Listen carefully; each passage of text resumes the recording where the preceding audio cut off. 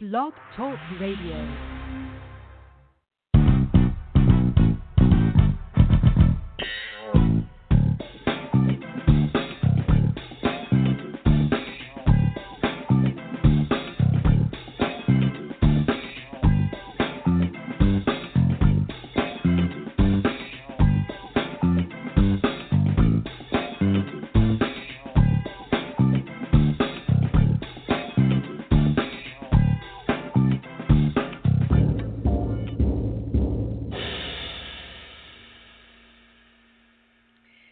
Today is Thursday, January 30th, 2020, and this is Foxology. I am Silver Ray Fox, your host.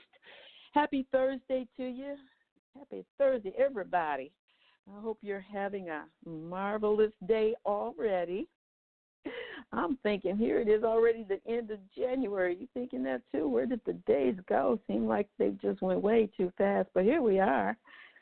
I'm wondering, did you guys make resolutions? I know I made a few, and I'm sticking with them, too. How's that going for you? You staying on task, staying on course, sticking to the plan?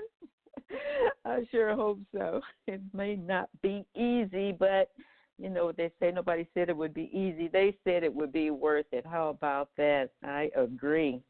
My guest today can tell you that is for sure.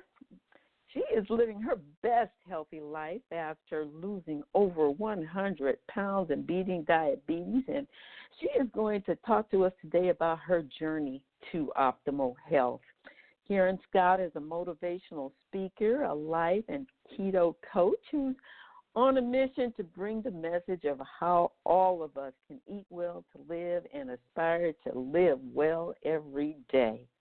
Yes, it's going to be a great conversation. Welcome, Karen. Thank you. I'm glad to have you on board today. Excited about this conversation. You certainly have a very inspiring story, and I want people to hear about it. I love talking to interesting people, and we met on the internet. We were actually Facebook friends, and I been seeing your post for quite some time and really felt very led to get you on the air to talk to people about three very important things. The diabetes, for one thing, and weight loss for another, eating and living well. And those are things that you have been very intentional about. So I want people to hear your story. Why don't we start by telling them a little bit about your professional background currently, your things you're doing as far as your career. Yes, thank you so much for having me, Silver Ray Fox. It is really a pleasure to be able to have your platform to get this message across to people in reference to weight loss and living a healthy life. So my background is project management. However, currently I am full-time as a keto coach now. I have a group on Facebook called the Keto Flab Killers with over 1,000 members, and I pretty much coach them daily on the benefits of utilizing keto as a tool to get their weight loss down and to get healthy. So that's what I'm doing right now, and launched the website ketocoachkaren.com to also reach other people across the universe, actually, that need the same information. Yes, for sure. Well, again, that's why I wanted to talk to you. You've done something pretty amazing. You told me that to date you've lost 107 pounds. That was the other day. You might be down another pound or two since then. But what I'd like to share with people, let us start talking about where were you at your highest weight. Can you share that with us? Yes, so I'll give you just a little background. So I initially, most of my life up until I was around 22, I was height and weight proportionate. So my weight was about 150. I'm 5'7", so 150 was pretty much what they, when I say they, I mean the doctors and the charts want you to be at as far as weight and height is concerned. So when I got pregnant with my son in 91, I went from 150 to 220. So I gained 70 pounds in 9 months. And I went from like a size 9, 10 to a size 18. So over the course of 28 years, I ballooned from 220 to 275. So at my highest, I was 275 pounds. In 2018, I met a gentleman, Tim Scott. He had went on a journey and lost over 100 pounds. And I asked him what he did to lose the weight, and he said he did keto. Well, at that time, I was not familiar with keto, and that was November 2018. And so I told him, I said, well, I'm going to eat for Thanksgiving, but in December, the first Monday in December, I'm going to start keto. And so I did. I started keto December the 3rd of 2018. And as of today, I am down 107 pounds utilizing keto as a tool to get that weight off. We're going to talk about keto in just a couple of minutes. But before we get to that, that had to be at that point in your life when you were up to 275, most of us understand real well pregnancy weight gain. All of us that's had babies pretty much did that. We always think it's going to come off at some point, though, and it doesn't. What catapulted you to gain more weight? Was it at that point where you found that you were ill? I'm sorry? Was it at that point that you overcame diabetes in this journey, correct? Well, I was pre-diabetic, so yes, went to the doctor, found out that I was pre-diabetic and pre-hypertensive. My numbers started fluctuating out of control, and since diabetes sadly runs in my family, my mom is diabetic on insulin, my dad is diabetic on insulin. I knew that if I stayed the course with keeping the weight on, that was the road I was headed down as well. Mm-hmm. So besides Tim, that was your biggest motivation, is that you wanted to be sure that you got yourself at a real healthy point, and with the goal of living out your days in better health. I'd like to ask a question that I don't hear a lot of people ask, and I'm sure you don't mind speaking to this. When you're at a weight that at a point of 275, and I'm only asking this question because one of the things I like doing with guests is providing some revelations for people who may be struggling in those same areas and really don't know exactly how to grab hold of the right message or the right motivation to get themselves going in the direction that you just took. And that is, what were you feeling? What were you feeling at that point emotionally? How did it feel physically? What made, besides the fact that you were pre-diabetic, what kind of things were you feeling emotionally? Well, to be totally transparent with you, Silver Ray Fox, I used to plan my funeral in my head. I used to plan my funeral and see people in my family in the audience, and I would see the picture that they would have up beside my casket, because I would go to sleep at night with heart pains, and I would not have gone to the doctor, not have told anybody in my family, just would go to sleep in pain and just say, God, please let me wake up in the morning. So to say that I was, it was a life and death situation is really putting it lightly, because although I was not aware that I was pre-diabetic at that time or that I was pre-hypertensive, I felt my body, I felt like I was going to die, because I was 275, so I was morbidly obese. I wasn't just obese. I was in the category of being morbidly obese. And I felt like 80 pounds was just astronomical to even embark upon trying to lose weight. So I used to discourage myself in my mind and say, how are you going to lose 80 pounds? You can't even lose 20. So when I saw Mr. Scott's transformation, and I asked him how he did it, and he told me what he used. And the thing about keto is you use food to get the weight off your body. So I like food. So I was like, oh, that's easy. I like food. You know, I'm not eating rice cakes. I'm not sitting around eating carrots. I'm not sitting around drinking a shake every day. I can actually eat bacon, cheese, eggs. I can eat a steak.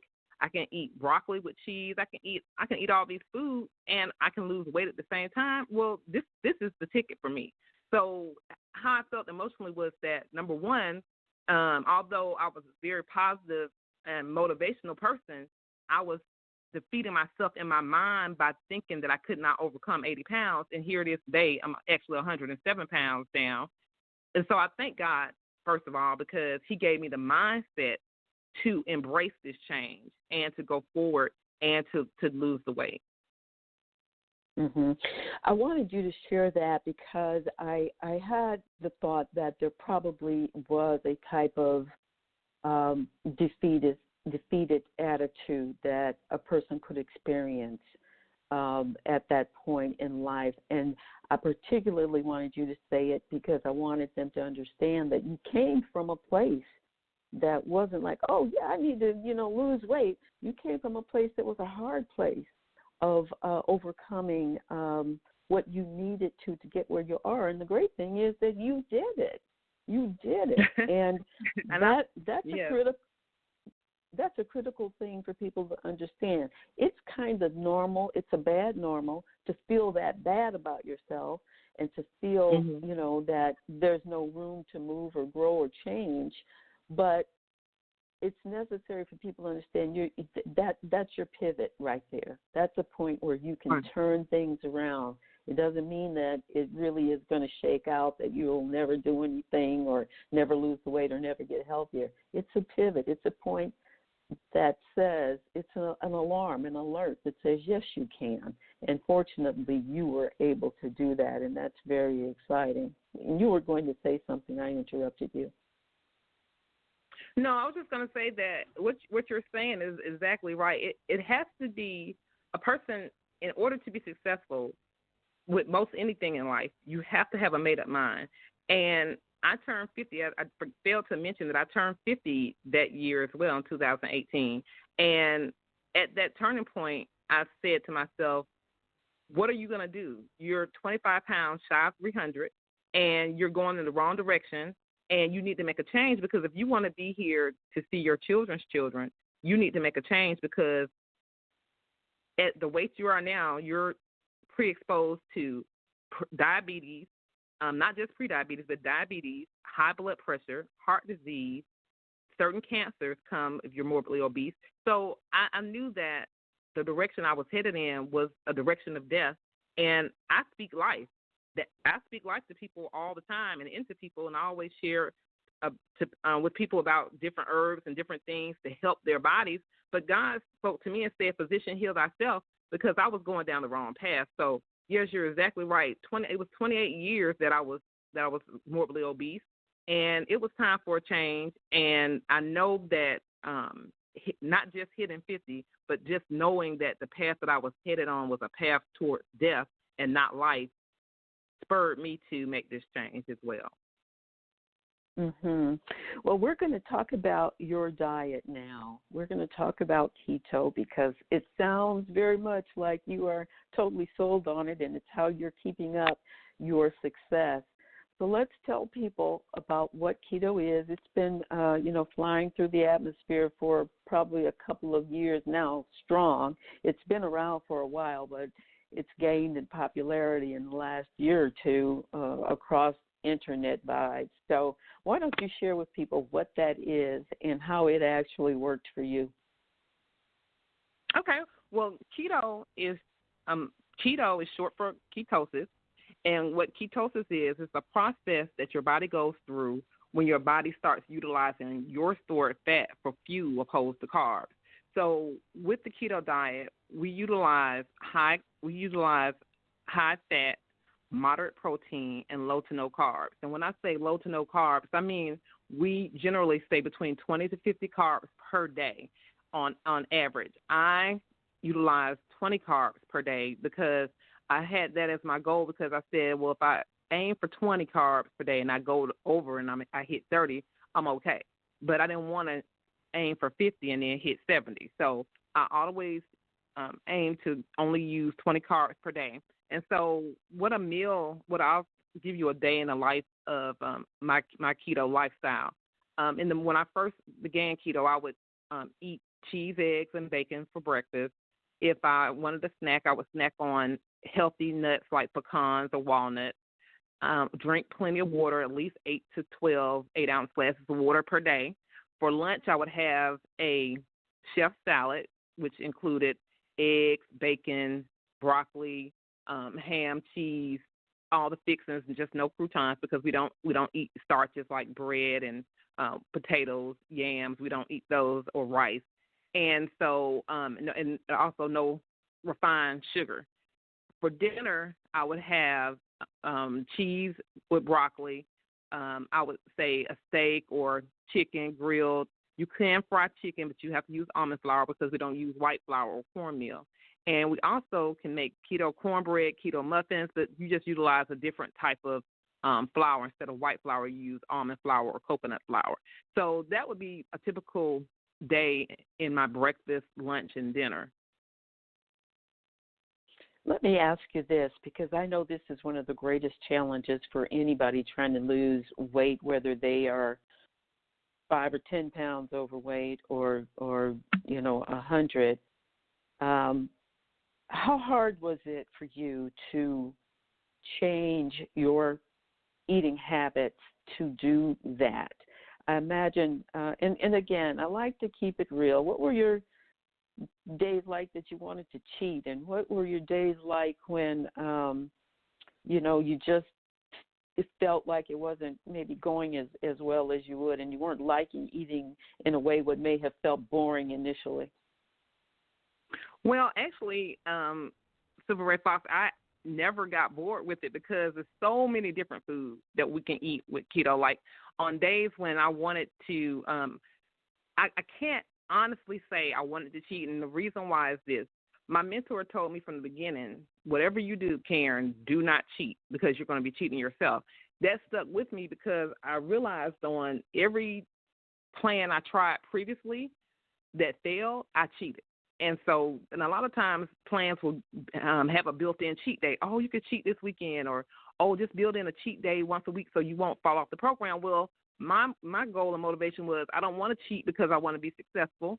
And so I didn't cheat on keto. I didn't sneak in the French fries. I didn't eat a piece of cake. I didn't eat cookies. I ate what was keto. And so when I found out that we could make a thing called a keto cookie, I made those. When I found out that I could have a keto chocolate shake, I made a keto chocolate shake. And so what happens is you replace. And what I try to get people to understand with keto is that keto is big on substitution. So whereas we don't have a chocolate chip cookie out the store, you can go home and get your almond flour, get your egg, get your monk fruit sweetener, and you can make your own keto cookies at home. And making stuff at home is better anyway. Why? Because you control the ingredients. Because there's a lot of heavy salts and sugars and artificial ingredients and all types of things in the food that we just buy out the store. Whereas if you make your own, you know exactly what you're eating. So, I mean, being able to go and get hot wings and blue cheese with celery, hey, I'm winning. So yes, I really didn't get bored. And so people, and yes, I do understand that people get tempted to cheat, and I understand that people do cheat. But what I tell them is that when you cheat, you're cheating yourself, and then you're delaying your progress. Because I went from a size 18, 20 to a size 4. My goal wasn't to get to a size 4. However, that's what keto did for my body. And so now I'm a size 4, and I never visualized that because at my lowest, I was 9, 10, and that's before I got pregnant with my son in 91. So now to be a size 4, but to be healthy and to have this energy is amazing. So that's another thing that helped me not to cheat as well, because I started seeing the results almost immediately. I lost 20 pounds in my first month. So I went from December 3rd to January 3rd, lost 20 pounds, and then the weight continued to come off after that. So that was exciting. So that just made me say, don't cheat. Well, you know what, Karen, you look absolutely fabulous. That's for sure. No one would ever guess that you were at a weight at a high weight like that. I'd like for people to know, you look extremely healthy and toned. Is that all from following the exercise regimen too? No, ma'am, and I'm sorry, I did fail to mention that with keto, we utilize IF, and IF stands for intermittent fasting. So I fast a lot. So normally I wouldn't eat my first meal to noon. So I would fast and so fasting, and when you sleep at night, that time is included in your fasting. So usually I would do a 16-8. And what that is I would have 16 hours that I did not eat. So I would fast for 16 hours, and then I would have that 8-hour eating window. So I would eat between 12 noon and 8 p.m., and then after that, I wouldn't eat. So what happens when you fast is your body starts to go through a process called autophagy. And what autophagy means is body eat thyself. So any loose skin that would normally hang from people who lose a lot of weight in a short period of time, it doesn't have, you don't get that look because your body is eating those cells and eating that loose skin for fuel. So you won't have that loose and hanging skin because your body is in essence eating that. And not only does it eat that those cells, but it also eats damaged, bad, precancerous cells or cells that are old and need to be done away with. Your body eats those first because one thing about our body is so amazing, it will utilize what it needs in order to get what it needs, which is the fuel.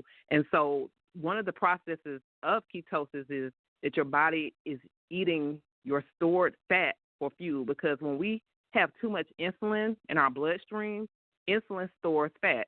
But when you fast, your body says, I have to have fuel. You're not giving me carbs. So what I'm going to do is eat the fat that's already on your body. That's why keto is so successful, because your body starts eating that fat for fuel.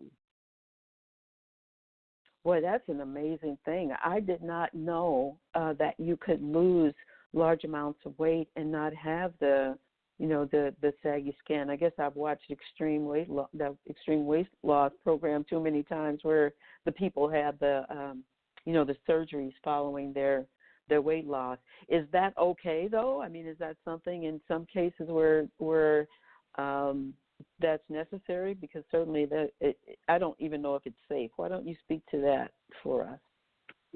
Honestly, I'm not a fan of gastric bypass. I'm not a fan of the sleeve. I'm not a fan of people losing weight and having the hanging skin, because that definitely signifies to me that they lost the weight the wrong way. Because when you lose the weight the correct way, your body will indeed eat those cells that would contribute to the hanging skin, and you won't have that look. Now, I did walk, but I did not walk consistently. I can't say, I walked 3 times a week for 3 miles each time. That would be incorrect. That's not true.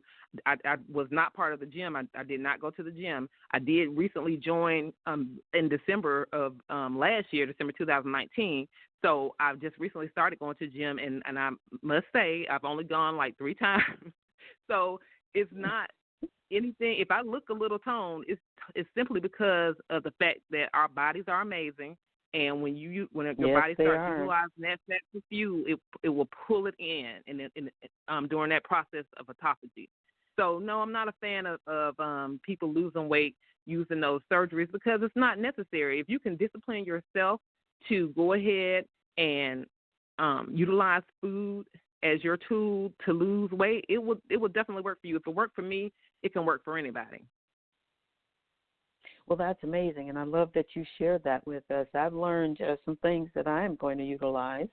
I'm not a full keto, but I do a lot of the intermittent fasting, and so I think there are a few changes I'm going to make in my diet.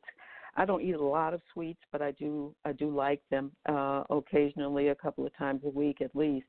But there are some things. You got me absolutely sold on the whole theory, though. I think I might put more of it into effect than I have been. So thank you so much for sharing. Is there anything, we're about to wrap, is there anything that you'd like to make sure people take away from the conversation we've had today? Yeah, definitely. Currently, in America, there's 30.3 million Americans that have diabetes. That's nearly 1 in 10. And also, there's 84.1 million American adults who have prediabetes, and 90% don't even know they have it. So my purpose for saying that is this. I think this is at epidemic proportions. In America, we're obese because our portions are too large. We eat too much. We eat too many sweets, too much sugar, and it will it can be to our demise if we don't change our eating habits and change them now. Because with proportions like this, and this many Americans, and it also goes down to the children as well. There's children who are pre-diabetic as well because of the lack of exercise and the lack of eating the right food and not understanding what's going on with their bodies. Sadly, pre-diabetes is a precursor to heart disease, cancers, and stroke as well. And so what I want to get across to people is go ahead and take authority over your health. Go ahead and make up your mind to do the right thing as far as your eating is concerned so that you won't be predisposed to these things, because God wants us to have life and have it more abundantly, and we can't have abundant life if we're sickly. That is absolutely true. Well, it has been a great time talking with you, and I appreciate everything that you shared, and your enthusiasm certainly is motivating. And I think there's information that you talked about this diet that is really, I think, going to be helpful to many people. All the foods you can eat, and particularly the body changes that can happen with very little exercise effort. Not everybody loves to do that, and it sounds like you are able to accomplish what you did with minimal effort in that way. But I do thank you for sharing, and I will make sure people know that you are at www.ketocoachkaren.com, that they can get more information from you about the diet and perhaps reach out to you for further contact as well. So again, thank you, and I hope you have an amazing day. Appreciate you being my special guest. Oh, thank you so much. I appreciate you as well.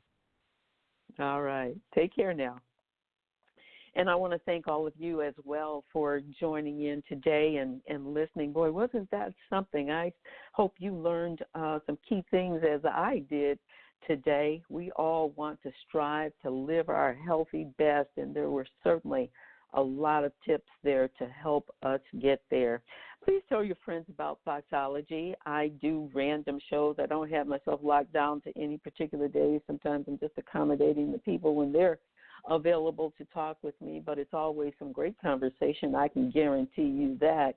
So I want you to stay hooked in and tuned in and listening in for what I'll be talking about. Another show coming up on Monday with my special guest, Cassandra McShepard. We do Master Your Mindset Monday, and that's what's going to happen on Monday the 3rd. So I hope you'll be with me then as well. Watch for details on social media for that. In the meantime, I hope you have just the most awesome, amazing day. Be good, be blessed, be awesome.